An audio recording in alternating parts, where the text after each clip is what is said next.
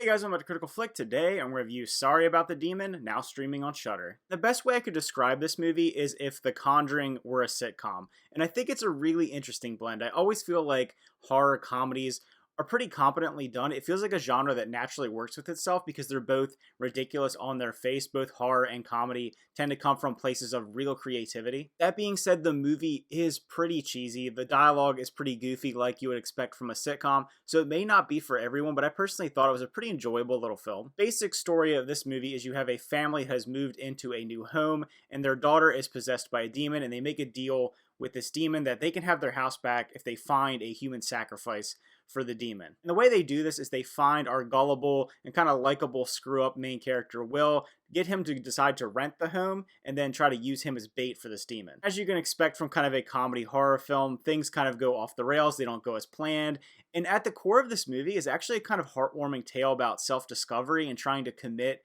to growing as a person. So I like that it kind of had that little theme to it. Like a sitcom usually has like a warm and fuzzy undertone to it. This movie really capitalized on that. And as far as the horror aspects of the movie, I think it's pretty competently made. You can tell the director had an understanding for horror, kind of classic horror. Some pretty decent visual effects, things that you've seen in other movies where characters are possessed by demons. But I will say the movie does skew a little bit more comedy. I think it's balanced out pretty well so that doesn't feel like one's really overpowering the other. But if I were to pick one genre to kind of pigeonhole it into, it is more comedy than horror. I think the performances were pretty decent. John Michael Simpson would be the standout for me as the main character Will. He definitely feeds into that stereotypical, gullible, likable character who grows along the way. I think he did a good job in that role. All the supporting characters also kind of bring their own elements to it. The movie paces itself pretty well. It's just over an hour and a half and it never feels boring or too overwhelming with the jokes or the way that it's structured. I feel like this is a genre that we don't necessarily get a ton of films from.